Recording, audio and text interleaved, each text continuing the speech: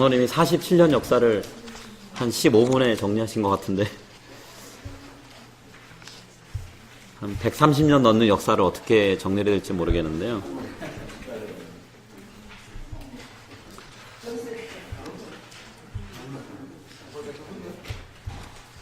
프로젝터를 뭐 연결하고 쏘고 하는 것도 쉽지 않을 것 같고요. 그냥 할게요. 길게 안 할게요. 특히나 우리가 오늘 뭐 미션 스테이트먼트 혹은 비전에 대한 거라서 한국교회 역사를 어떤 식으로 그것과 연결시킬까를 고민을 좀 했어요. 왜냐하면 그 역사 연구하는 분들도 각자의 사관들이 있으셔서 관점에 따라서 주요하게 포인트를 잡고 가는 게 다르거든요. 그래서 저는 오늘 한국교회가 결국에는 사회 상황이랑 연결해서 많이 반영을 했었는데, 그래서 주로 어떻게 반응했는지에 대한 거, 그러면서 나타났던 교회의 어떤 사역들이 뭐냐를 좀 얘기하려고 하는데요. 지금 드린 게 파워포인트 이제 4개짜리인데요. 왼쪽 줄을 쭉 위에서 아래로 보시고, 그 다음 오른쪽으로 보셔야 돼요. 순서가요. 그래서 제일 먼저는 자생적인 한국교회인데요. 보통은 선교가 이루어지면 선교사가 어느 나라에 들어가서 거기서 사람들하고 만나다가 그 나라의 언어를 배우고, 그 다음에 이제 필요한 어떤 접촉점을 얻게 되면 교회를 세우든 성경을 번역하든 하는데, 한국교회는 그 순서가 바뀌었어요. 그래서 만주 지역을 오가던 사람들이 거기 중국 땅에 선교 온 선교사 만나서 신앙을 갖게 됐고요. 그리고 그분들이 1883년에 한국 최초의 교회를 황해도 그 소래에다가 세우게 돼요. 그러니까 기독교인도 있고 교회도 먼저 세워지고, 그다음에 만주에서 성경 번역을 선교사와 같이 한 상태에 있었고, 일본 쪽에서는 이수정이라고 하는 분이 또 성경을 번역했었고요. 그래서 선교사가 들어올 때는 그 번역된 성경을 갖고 들어오게 돼요. 그러니까 우리가 전 세계 선교 역사에서 없는 일이 한국교회에서만 있었거든요. 그리고 지금도 마찬가지고. 근데 그러다 보니까 선교사들이 들어오게 된 것도 한국 사람들의 요청에 의해서 들어오게 된 거예요. 그래서 1885년에 처음으로 정식 파송된 선교사가 장로교, 감리교로 들어오게 됩니다. 그래서 장로교는 언더우드가 들어오게 되고, 감리교는 우리가 잘 알고 있는 아펜젤러 목사님 부부랑, 그 다음에 스크랜턴 부부, 그 다음에 그 어머니, 뭐 스크랜턴 대부인이라고 보통 얘기하는데 어머니가 들어오게 돼요. 그래서 시작하게 되는데요. 처음 시작할 때는 조선이 이 당시가 쇄국 정책이었기 때문에 그 외국 세력이든 문화든 받아들이는 걸 별로 좋아하지 않았어요. 그래서 제한적으로 선교하게 됐는데 정부가 허락한 것만큼요. 정부 허락한 부분이 뭐냐, 2가지예요. 의료 선교랑 교육 선교예요. 그래서 목사였든 목사가 아니었든 다 의료와 관련된, 교육과 관련된 학교 설립해서 하게 되는데요. 조선의 입장에서는 좀 필요했던 게요.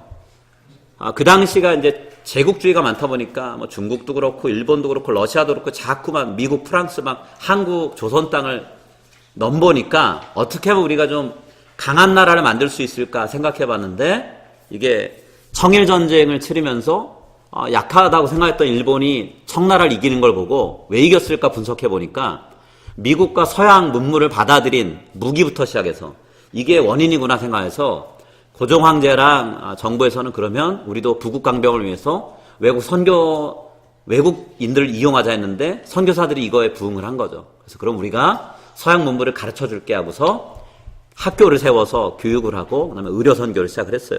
근데 그러다 보니까 처음 접촉점 자체가 정부다 보니까 시작한 선교 대상이 고위층이에요. 그러면 일반 대중은 어떻게 생각해보면 일반 대중은 정부처럼 그런 입장을 갖고 있지 않았어요. 서양 사람들은 귀신을 덧입은 사람들이야. 양귀자라 해서 애들을 학교를 세웠지만 보내지 않았어요. 그래서 선교사들이 했던 게 뭐냐, 길거리에 떠돌아다니는 고아들 데려다가 학교 교육을 시켰어요. 그리고 이제 인식이 조금씩 바뀌기 시작하면서 이제 그러면서 조금씩 서양 그 학교 교육으로 이제 자녀들을 보내기 시작을 했고요. 이제 그러면서 이제 교회를 세운 게 먼저가 아니라 의료 선교, 교육 선교가 됐고요. 그거는 한국 사회에 필요한 부분을 채워주는 쪽으로 갔었고요. 이제 조금씩 접촉점이 생기면서 이제 지역으로 선교사들이 들어가서 이제 전도하고 교회를 세우게 돼요. 근데 몇 년을 해보니까 선교사들이 선교를 하다 보니까 본인들이 어떤 원했던 그림의 선교가 안 된 거예요. 그래서 우리가 어떻게 선교해야 될까 생각하다 보니까 뭔가 선교 방향이나 정책을 정해야 되겠구나. 근데 이걸 어떻게 찾을까 하다가요, 중국에 와서 선교하고 있는 네비우스라고 하는 선교사가 그 땅에서 했던, 물론 그 땅에서는 실패했어요. 실패한 거를 갖다 썼냐 이렇게 생각할 수 있는데요. 네비우스라는 선교사가 실패한 원인이 뭔가까지 분석해 놓은 거를 이제 교류하면서 듣게 된 거예요. 그게 뭐냐면 선교사 중심의 선교가 아니라 토착민이 자국에 선교할 수 있는 교회를 세워야 되겠다. 그래서 우리가 보통 중국의 교회를 삼자교회를 하잖아요. 자자, 스스로 자자가 많이 들어간 거예요. 그래서 한국민이 스스로 주인이 되고 스스로 교육자나 교회 활동을 재정적으로 받침할 수 있고, 그다음에 스스로 전도하는, 그러니까 자치, 자립, 자전 이런 걸 원칙을 세워서 교회를 세우기 시작을 해요. 그러니까 선교사가 처음에는 주도권을 쥐지만 나중에는 한국 사람이 주도권을 쥐는 교회가 돼야 되겠다라고 생각하면서 이제 초기 1900년대 초반에 그렇게 선교를 시작합니다. 그리고 그렇게 하려고 애를 썼어요. 그러니까 제가 이 말씀 왜 드리냐면 많은 분들이 선교사들이 제국주의 정책을 등에 업고 와서 한국 사람들을 수탈한 게 많다라고 하는 생각들을 많이 하세요. 근데 그게 초기 1940년, 50년까지 그런 인식이 있었냐? 그렇지 않았어요.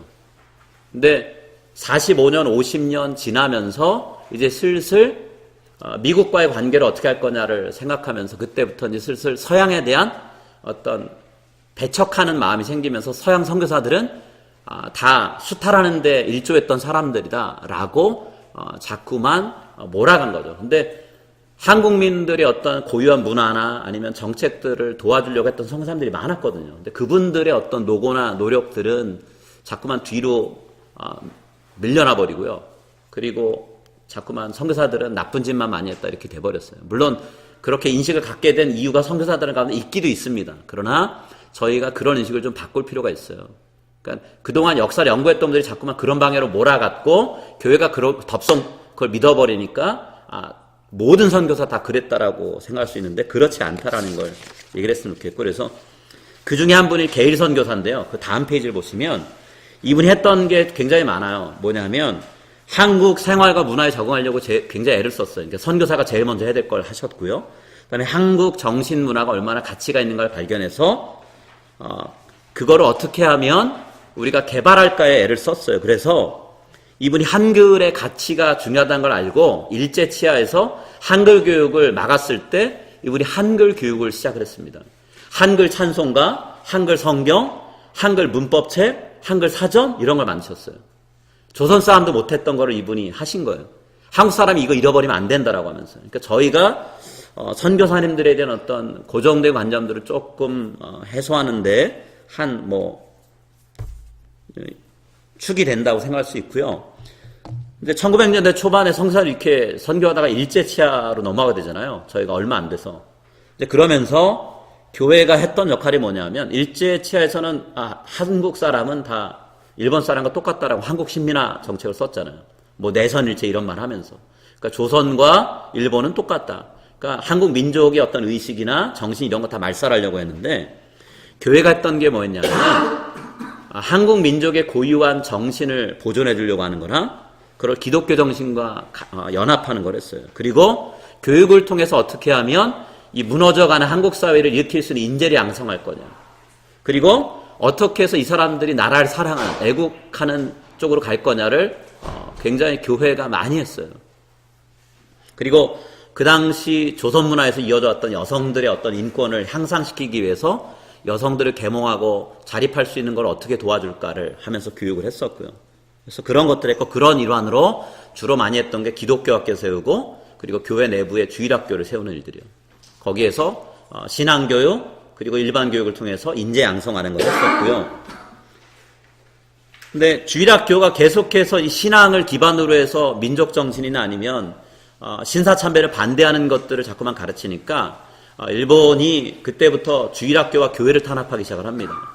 그리고 잘 아시는 것처럼 3.1 운동 같은 경우도 3.1 만세운동도 교회 조직이 그 태극기며 모든 소식을 전하는 통로가 됐어요. 특히 여선교회들이요. 그래서 그 일제가 마지막 문화정책을 쓰는 1930년대, 40년대가 되면 교회 조직을 어떻게 하면 무너뜨릴까에 대한 연구를 굉장히 많이 했어요. 왜냐하면 교회가 무너져야지만 독립운동이 와해될 수 있는, 그러니까 점조직처럼 은밀하게 모든 걸 퍼뜨리는데 그게 되기 때문에 그걸 퍼뜨리려고 많이 애를 썼고요. 그리고 그렇게 해서 교회를 많이 박해를 했어요. 그러니까 이 당시에는 나라와 민족의 이슈가 곧 교회가 함께 힘써야 되는 이슈였다는 거예요. 그러니까 교회 내부의 생존이나 교회가 살아나는 거에만 포커스를 두지 않았다는 거죠. 근데 이게 점점 시간이 지나면서 양분화됩니다. 나중으로 가면. 교회가 어떻게 하면 교회 본질의 사역에 집중할까 하면서 영혼 구원에 포커스를 두면서 사회 문제, 사회 이슈에는 눈 감는 교회가 생기고요. 사회 이슈에 우리가 좀 더 적극적으로 참여해야 되겠다 하면서 거기에 포커스를 두는 교회들이 생겨나요. 그게 이제 1950년대에 이제 점점 되기 시작하는데요. 이제 일본이 무너지고 8.15 해방이 되잖아요. 그러고 나서 해방되자마자 막바로 남한과 북한이 미국 소련이 개입해서 나눠지게 됩니다. 그래서 북한 교회랑 남한 교회랑 좀 다른 입장에 있게 되는데요. 북한 교회는 공산 정권이 곧바로 세워지면서 박해를 받게 되고 그래서 교회가 피난을 오게 되는 일들이 많았어요. 남한으로. 그래서 남한 교회가 자동적으로 좀 부흥하게 돼요. 일제시대 전까지는 북한의 평양을 중심으로 한 교회들이 번성했고 남한은 교회가 별로 없었어요. 근데 이북에 있던 분들이 월남하시면서 교회가 번성하게 됩니다. 왜냐하면 자연 증가잖아요. 어떻게 보면. 물론 숫자가 전 국민하고 비교하면 많지 않지만 그래도 남한에 있는 교회만으로 생길 수 있는 인원보다는 훨씬 더 많아지게 돼요. 근데 북한 정권에서 떠밀려서 내려왔기 때문에 이분들이 기본적으로 갖고 계신 생각이 있어요. 반공에 대한 거. 공산주의 반대. 그리고 남한을 지켜주는 미국 찬성. 그래서 반공 친미 의식이 교회를 중심으로 월남하신 분들을 통해서 생기게 돼요. 그리고 이게 한국교회에 지금까지도 계속해서 이어지게 됩니다. 이게 강한 이미지가 갖고 생기게 되는 게 되고요. 이제 남북한 나눠지고 나서 이제 남한에 북한은 공산 정권 생기고 남한에는 독립운동 했던 분들 중에서 정권이 생기죠. 근데 뭐 김구 선생이나 뭐 많은 분들은 뭐 암살당하기도 하고 돌아가시고 이제 분위기상 남은 건 이제 이승만 대통령이 생기게 되는데요. 이제 교회가 이때도 현실 정치에 참여를 많이 했는데 이승만 대통령이 당선되는데 교회가 굉장히 적극적으로 지지하고 일을 많이 했어요. 첫 번째 대통령 할 때 임기 동안 그랬고 재선할 때도 똑같이 그랬어요. 근데 세 번째 삼선할 때 이제 그때부터는 교회가 입장을 좀 바꾸기 시작합니다. 대다수는 이대로 정치에 교회가 그냥 무조건 동조하는 거 안 되겠다. 왜냐하면 게다가 자유당 정권 때 부정선거도 많았고요. 그리고 여러 가지로 뒤에서 수를 쓴 게 많기 때문에 교회가 이대로 현실 정치에 대해서 그냥 무조건 동조하는 건 안 되겠다 해서 반대 목소리를 내기 시작을 했어요. 그러면서 교회와 정권 간에 이제 갈등 관계가 생기기 시작을 해요. 물론 교회 지도자 중에는 여전히 교회의 우호적인 대통령을 반대하는 건 말도 안 된다면서 목소리 내는 분들이 생겼고요. 지금 한국에 있는 교회들이 하고 있는 모습이 이때부터 계속된 거예요. 변함이 없습니다. 지금까지.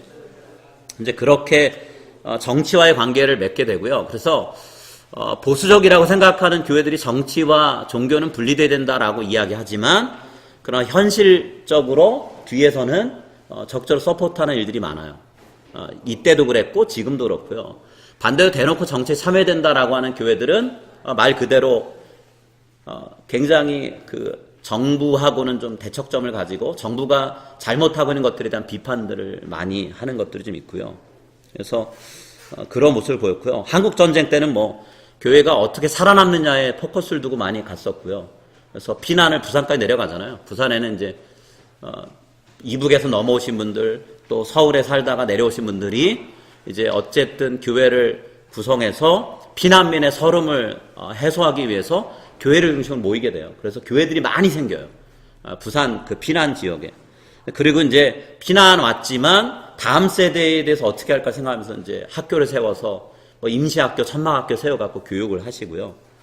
이제 그런 와중에 이제 한국 전쟁은 어찌어찌 해서 진행되고 무마되고 했는데 그때 이제 결정적으로 교회들이 분열합니다. 특히나 한국 교회 이 당시에 대부분의 교회가 장로교회였어요. 한 90%가 장로교였다라고 통계를 보거든요.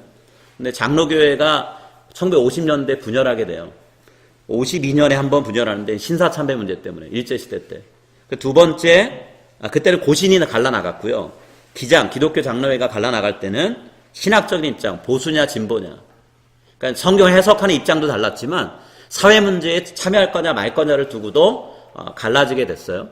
이거는 지금까지도 교단들의 성향이나 분위기는 많이 이어져 오고요. 그다음에 예장 통합과 합동. 그러니까 뭐 신학교를 얘기하면 장신대와 총신대가 나눠지는 때가 1959년인데 이거는 세계교회 협의회, 보통 WCC라고 하실 텐데요. 세계교회 협의회랑 어떻게 연결 지을 거냐 가지고서 이제 세계교회 협의회는 미시인을 섬기는 것도 허용하고 그리고 공산주의도 허용한다. 그러니까 관여하면 안 된다 하는 쪽이 합동 쪽이었고 WCC는 그런 입장 갖고 있지는 않다 하면서 세계 전체 세계교회 협의회와 교류하는 게 문제없다 하는 것이 이제 예장 통합이고요. 근데 이때부터 이제 교회가 분열되는 역사가 쭉 계속돼요. 그러니까 교회가 갈라집니다. 그만큼 교회가 어떤 내부적으로도 외부적으로도 힘을 쓸 수 있는 역량이 점점 줄어들고 있다라고 말할 수 있겠죠. 그렇게 되고요. 그다음에 1950년대가 그렇게 교회가 분열하고 나눠지는 거로 정신없었다면 60년대부터 90년대까지는 이제 전후에 어떻게 하면 우리나라가 산업을 일으킬까라고 생각하면서 산업화를 시작해요. 근데 공장들이 많이 생기는데 주로 공장들이 농촌 지역보다는 물류도 그렇고 여러 가지 좀 개발하기 편한 대로 하다 보니까 도시로 많이 몰리게 되죠. 그러면 경제활동하고 먹고 살아야 되는 사람들은 일자리 얻어서 도시로 올 수밖에 없잖아요. 그러다 보니까 농촌 인구가 도시로 많이 몰리게 돼요. 그러면서 자연스럽게 교회가 인구수가 도시로 몰리니까 도시 중심의 교회들이 자연 증가하기 시작해요.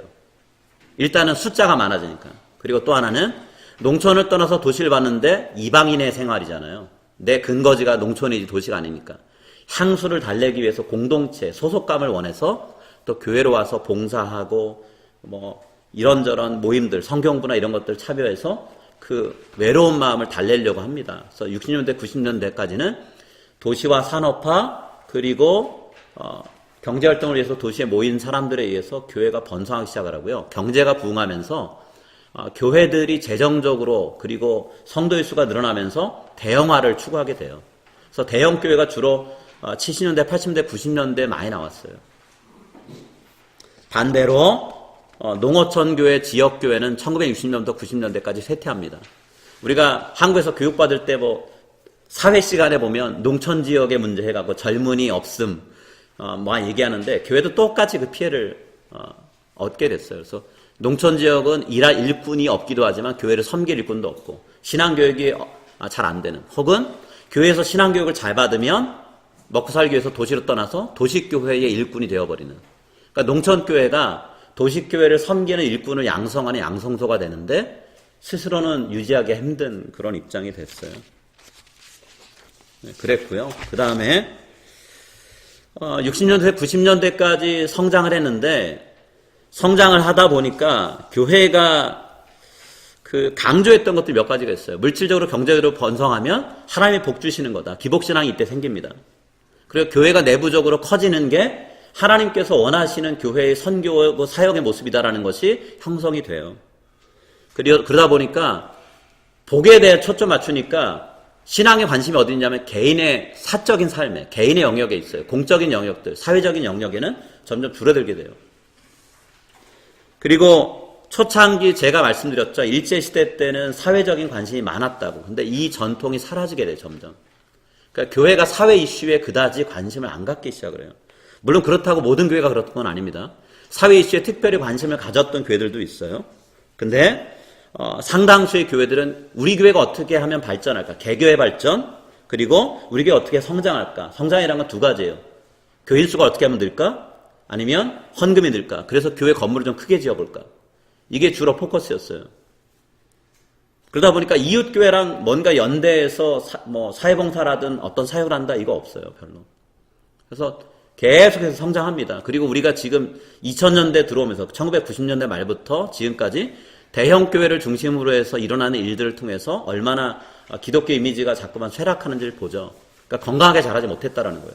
덩치는 커졌는데 잘 먹고 잘 살아서 뭔가 사이즈는 커졌는데 그거를 감당할 만한 어떤 준비는 안 된 상태에서 커지다 보니까 교회들이 문제가 생긴 거죠. 근데 이거를 문제가 생기기 시작할 때부터 혹은 문제가 생기기 이전부터 이거는 크게 기독교회의 생존에 혹은 사역에 마이너스가 될 수도 있겠다라고 보신 교회들이 있었어요. 교단들이 있었어요. 그래서 그분들이 했던 게 뭐냐? 대형화를 추구하는 교회에 반대되게 작은 교회 운동을 했고요. 그 다음에 도시화가 되면서 도시를 중심으로 모든 사람이 다 잘 사는 게 아니잖아요. 도시 안에 있지만 먹고 사는 문제가 해결이 안 되는 도시 빈민들이 많이 생겼어요. 70년대, 80년대. 그래서 도시 빈민들과 노동자들을 중심으로 사역하는 교회들이 생긴 거죠.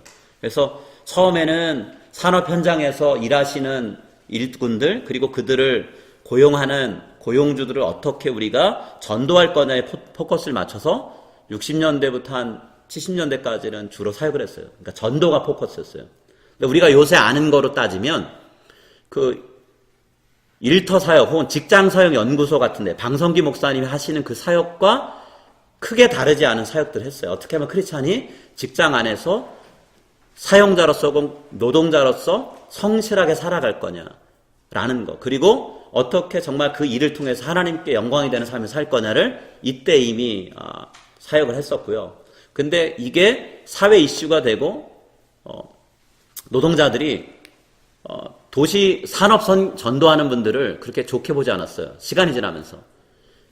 사장들, 고용주들의 편에 서는 사람이라고 인식이 되면서 당신들하고 우리가 교류하지 않겠다라고 반대를 하기 시작했어요. 그래서 사역의 방향을 바꾼 게 산업선교에서 도시 빈민이나 노동자들이 어려운 일을 당할 때 어떻게 하면 그 목소리를 대변할 수 있도록 도와줄 거냐 해서 함께 같이 살면서 그분들과 생활하는 그리고 그분들 곁에서 교회 활동을 하는 일들이 벌어졌어요. 그거를 이제 뭐 여러분들이 좋아하는 용어일 수도 있고 싫어하는 용어일 수도 있는데 민중교회라는 이름으로 해서 그런 교회들이 많이 생기게 됩니다. 그러니까 민중신학이라는 얘기도 들어보실 텐데요. 어떻게 하면 이 인생의 문제를 갖고 있는 사람들을 실질적으로 도울 거냐 생각하면서 활동했던 분들이 있어요. 그게 주로 이제 교단으로 보면 기독교 장로회나 기독교 감리교회나 예장통합이나 아니면 성공회 이런 교단들이 많이 했습니다. 그러니까 지금도 그 분위기는 여전히 계속 이어지고 있어요. 그래서 그런 식으로 했었고요. 이분들이 노동자의 문제를 관여하다 보니까 사회 문제가 엮여 있는 것들이 많이 있어요. 근데 그런 것들을 정부에서는 쉬쉬하거나 자꾸 누르려고 하니까 어디까지 가냐면 이거 잘못됐다라고 하는 어떤 행동을 하게 되는데요. 그게 어떤 쟁점화해서 데모하기도 하고 이런 식으로 가요. 그래서 군사정권 때는 유신 체제에서는 이 도시 산업 선교하는 교회와 교단들을 이제 정부에서 탄압을 하기 시작을 해요. 정부에 그렇게 우호적인 목소리 안 내니까요. 노동자들의 권익을 위해서는 정부가 이렇게 정책 쓰면 안 됩니다 하면서 가니까 이제 또 부딪히게 되죠. 그래서 정부에서 조직적으로 교단에 압력을 넣어서 도시 산업 선교하는 거 막아라, 하지 말아라, 지원하지 말아라 해서 그런 것들이 이제 무너지게 되고요. 그래서 내부적으로 또 방향 전환해서 어쨌든 계속 그 사역을 이어갑니다. 그래서 교회가 두 가지 방향으로 많이 갔어요. 영혼 구원해서 어떻게 하면 교회가 스스로 잘할 수 있는 걸 할 거냐에 초점을 맞춘 교회 분위기. 그리고 또 하나는 어떻게 하면 교회가 외형상으로는 커지지 않을 수 있지만 그러나 선교의 대상, 전도의 대상이 되는 사람들의 삶에 대해서 같이 고민하고 같이 사역할까에 대해서 생각하는. 우리가 보통 뭐 전도, 봉사, 구제라고 하는 부분에 포커스를 두는 교회가 있고요. 선교, 전도 혹은 교육 이런 거에 포커스를 두는 교회들이 있고요. 그렇게 지금도 교회가 대체적으로 양쪽 중에 어떤 거를 포커스를 거냐 가지고 가는 입장이에요. 근데 저는 뭐 이따가도 얘기하겠지만 우리 교회가 이 양쪽을 다 아우르지 못하면 결국에는 어느 한쪽에서든 문제는 생길 거라는 거예요. 교회가 건강하지 못하게 자라서. 그래서 그 교회가 자라오면서 사회의 문제 혹은 같이 살아가는 시민들의 문제에 대해서 관심을 가졌냐 아니냐, 그리고 어떤 측면으로 그걸 해소하려고 노력했느냐라는 관점에서 생각을 해봤고요.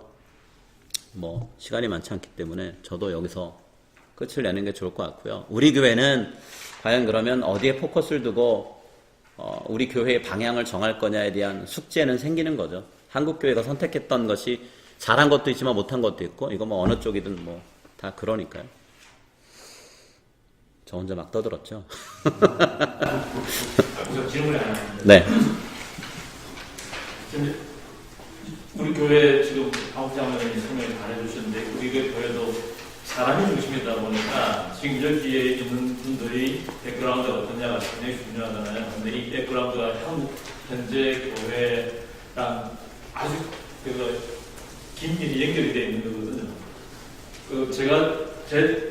제가 경험으로 제 친구들이 다니는 교회, 대부분이 장로고 뭐 이런 데 다니는 교회 이야기를 들어보면은 그 교회들이 뭐 개혁적이다, 지금 목사님 말씀하신 두 가지 측면이 있다고 했는데, 좀 이렇게 사람들이 살아가는 삶의 중심에서 뭔가를 해야 된다, 삶의 문제를 해결해야 된다 라고 하는 그런 것보다는 오히려 여전히 전통적인 산업화 시대의 그 스피알러지에 몰입이 된 그분들이 여전히 목회를 하고 계시고, 그분들이 목회하는 교회가 여전히 크고 잘 되고, 반대 방향에 있는 이런 교회들은 돈이 없어서 쓸쓸매고 문 닫고, 목회자가 생계를 유지할 수 없는 형편이 되고, 뭐 이런 것 같아요. 그런 점에 대해서는 어떻게 생각하시나요? 지금 현재 제가 파악하기로는 현재의 한국 교회도 대다수는, 그러니까 성장하고 지금 살아있는 교회들은 대다수가 아직까지 개인의 경제적인 번영, 외적인 성장 이런 데 치중하는 교회 출신이고, 그렇지 않고 다른 방향에 있는 사람들은 계속해서 이렇게 말라갈 수밖에 없는 형편이다, 이렇게 보거든요. 그러니까 일단은 저희가 정확히 얘기해야 될 부분이 한 가지가 있는데요. 보수적인 입장을 갖고 있는 교회가 다 대형화됐냐라고 하면 주로 주요 교단 중에 하나가 몇 교단이 있잖아요. 예장 통합, 예장 합동 다 200만 명 넘어요. 지금은 PCS보다 교인 수가 많거든요. 기독교 감리교회도 한 120만, 130만 적어도 최소한 얘기하거든요. 새 교단만 봐도 새 교단 중에서 교회 자체의 목회자 사례를 주면서 기본 운영을 할 수 있는 교회는 비율로 봤을 때 10%, 20%밖에 안 돼요. 나머지 8, 90%는 목회자의 기본적인 최저 생계비 국가에서 정한 그것도 주지 못하는 교회들이에요. 그러니까 우리가 보수적인 교회는 큰 교회가 많다, 유난히 대형 교회가 많은 거지 다 대형화됐다라고 말하는 건 조금 무리가 있고요. 다만 대형화되는 부분이 있는데, 그거는 저희가 좀 속을 들어가 보면요, 그 현대 성도들의 성향 가운데 한 가지가 이게 있어요. 미국 교회도 똑같이 그게 있는데, 큰 교회를 들어가서 숨어서 누군가한테 드러나고 싶지 않은 거예요. 봉사에 대한 부담, 헌금에 대한 부담, 누군가에게 터치받고 싶지 않은 그거에 대한 부담, 이거를 해소할 수 있는 게 어디냐? 대형교회예요. 그래서 거기로 많이 몰리고 있어요. 그래서 대형교회 가서 교인 일꾼이 넉넉합니까? 10,000명 되는 교회에서 물어보면요, 일꾼 없다래요. 요새 아주 시끄러운데, 저도 명성교회에서 4년을 대학부 생활했거든요. 임원도 하고 사가정 리더도 하고 했었는데, 늘 저희가 얘기했던 게 뭐냐? 일꾼 없다 했어요. 제가 10년이 지난 다음에 집사러 있는 제 친구한테 물어봤어요. 지금은 청년부나 대학부나 일꾼 있냐? 대학부 간사하고 있는데 일꾼 여전히 없다. 우리 때보다 더 없다, 이렇게 얘기하더라고요. 그러니까 모든 교회가 똑같이 갖고 있는데, 숨어 들어가면 더 이상 누군가한테 터치받지 않고, 교회가 그리스도인한테, 성도한테 요구하는 그 섬김, 봉사, 사회적인 관심, 이거를 터치 안 받을 수 있기 때문에 그래서 들어간 거죠. 그러니까 그런 측면에 생각해보면 건강하게 지금 있는 거냐라고 했을 땐 좀 무리가 있고요. 그리고 사회적인 참여라는 교회일수록 더더욱 그 강조점이 더 심하잖아요. 나가자, 하자, 이러니까 부담이 크기 때문에 그 교회들은 자연스럽게 정말로 거기에 대한 마음이 있는 사람들이 아니면 가지 않겠죠, 잘. 그러다 보니까 그런 교회들은 작은 교회로 남을 수밖에 없는, 어떻게 보면 기본 성향 자체가 그럴 수밖에 없는 것도 있죠. 물론 그렇다고 그런 걸 지향하는 교회가 모두가 작다는 건 아니에요. 그런데도 불구하고 사회복지 차원에서는 이렇게 해서 하는 교회들도 꽤 있어요. 그러나 상당수는 그런 게 좀 많이 있죠. 그리고 우리 교회 같은 경우는 저는 다 정확히 다는 모르겠지만 생각보다 큰 교회에서 오신 분들이 많으세요. 대형 교회에서. 그러다 보니까 대형 교회가 추구했던 거에 몸이 익숙하신 분들도 많이 있으세요. 그러다 보니까 저한테 얘기하실 때도 뭔가 체계화된 양육 체계가 있었으면 좋겠고, 신앙의 기본부터 끝까지 갔으면 좋겠다라는 이야기들을 많이 하셔요. 그리고 예배에 대한 것도 내가 경험했던 바에 근거해서 우리 교회가 이런 모습이었으면 좋겠다라고 이야기를 하시는 거죠. 근데 그거는 저희가 뭐 나중에 뭐 비전을 얘기할 때든 아니면 비전을 성취하기 위한 액션 플랜이나 뭔가를 얘기할 때 나오겠지만 과연 우리 교회 현실이 지금 어떠냐, 그러니까 어디서 출발선이 어디냐라는 거를 생각하면서 실행해 나가야 되는 게 좀 있는 것 같아요. 그거는 그 부분은 제가 오늘은 얘기 안 하려고요. 왜냐하면 그러다 보면 자꾸만 뭐 하자 그러는데 목사님이 현실 얘기한다라면서 부정적인 베이스만 얘기하는 것 같아, 이렇게 들릴 것 같아서 그 부분 얘기 안 하려고요. 그래서 오늘은 많이 경청하겠습니다. 그럼 하나는 뭐죠? 이게 하나는 제가 일단 그러면은 이제 대형 교회에서 이제 숨으려고 하는 성향이 있잖아요. 그러니까 제가 보기에는 그것이 뭐 미국 교회도 한국 교회도 다 그렇다고 그러시는데 특히 좀 이민 교회도 뭐 거기에서 벗어나지 않는 것 같은데 그 성향이 있다는 것은 그동안의 기독교의 오랜 긴 역사에서 보면은 좀 돌림변이잖아요. 이게 어떻게 보면은. 교회가 그거를 부추겨줬다라고 말할 수도 있어요. 어떻게 보면. 그러니까 그게 부추겨줬던 어쨌든 돌림변인데 뭐 돌림변 잘했다 잘못했다라고 이야기를 하기보다는 지금 우리가 추구하려고 하는 그런 방향들이 항상 이 문제와 부딪히는 것 같아요. 지금 지난번 홍장님 말씀하신 건 96년, 29년 이런 모임에서도 항상 부딪히는 문제들인데 이 문제들이 생겨나게 된 것이 그 한국 교회가 가지고 있는 교인들의 문화에 지금 깊이 들어가 있는 것 같거든요. 그러면 이걸 해소하기 위해서 교단 측에서, 한국 교단 측에서 생각을 좀 하고 노력한 게 있습니까? 교단들은 계속해서, 그러니까 기본적으로 추구하는 방향에 대해서 강화를 더 많이 시키는 편이죠. 그러니까 우리가 보통 뭐 좌파 우파 얘기하잖아요. 그러면 보수적이다 하면 뭐 종교 색깔도 우파지만 정치 색깔도 우파거든요. 이것 또한 미국 교회도 똑같고 한국 교회도 똑같습니다. 그거는 차이가 없어요. 그러니까 자꾸만 저한테 미국 교회는 안 그런데 한국 교회만 그렇다고 이렇게 얘기하실 거면 제가 책을 드릴 테니까 확실하게 읽어보시고 하시면 좋겠고, 그러니까 어느 나라나 비슷할 수 있다라는 걸 염두에 두셨으면 좋겠어요. 자꾸만 우리가 1세교라는데 골수 한국 사람인지라 누가 한국 사람 잘못됐다는 얘기만 하면 저도 모르게 욱하는 게 있어요. 뭐 다른 나라는 잘하는 게 있다고 그러냐. 왜냐하면 그 현실을 들여다보면 똑같이 못하는 게 너무 많기 때문에 그런 게 좀 있고요. 근데 어쨌든 보수적인 교회는 보수적인 성향에서의 어떤 중점사항이 소홀해졌기 때문에 우리가 문제가 생긴 거야 라고 생각을 하고요. 진보적이다 생각하는 데는 진보적인 부분에서 우리가 소홀했기 때문에 문제가 생겼다라고. 아까 장로님이 했잖아요. 산업화 시대의 그 고정된 그 선교 방식, 교회를 바라보는 시각이 여전히 지금도 왔다는데 그런 거가 많이 있죠. 그러다 보니까 그 패러다임에서 벗어나지 못하는 것도 많고요. 그리고 이제는 교회가 다시 대다수의 교회가 스스로 이제 살아남을 수 있느냐 못 살아남느냐를 고민해야 되는 생존의 문제에 있기 때문에 다른 문제를 해소하는 거의 여력을 가질 만한 입장도 많이 아닌 것 같아요. 대형교회를 빼면. 대형교회는 사회 이슈에 뭐 무관심하거나 아니면 내부적인 어떤 결정 때문에 자꾸만 흩어지고 있고, 다른 교회들은 아까 재정 문제도 얘기했지만 미국 교회도 똑같다는데 교회를 이끌 수 있는 지도자가 없는 상태에서 뭘 배우고 뭘 지향할지를 갈 수가 없겠죠. 그런 거. 근데 그러고 저는 우리 교회는 처음 이 지역에 오셨던 초창기 교회 멤버들이 갖고 있는 문화, 두 번째 세대가 갖고 있었던 문화, 지금 현재 오신 분들의 문화, 지금은 세 개가 다 섞여 있는 상태고요. 구성원을 봐도 그렇고. 그 다음에 또 하나는 최근에 새로 오신 분들이 갖고 계신 문화는 더 제각각이라는 거. 그래서 저희가 오늘 비전 쉐어링 할 때도 그 제각각인 것이 다양하게 드러나지 않을까. 같은 예배가 바로 서집니다 얘기할 때도 아마 예배가 바로 선다는 거에 대한 생각도 엄청 다를 거라는 생각을 하게 돼요. 그렇습니다. 식사하셔야죠. 제가 기도하고 잠깐 마무리하겠습니다. 하나님 아버지, 하나님께서 우리들에게 교회를 허락해 주셨고 교회가 이 땅에서 정말로 마땅히 감당해야 될 일이 어떤 것인지를 역사적으로 많은 교회들이 고민해 왔습니다.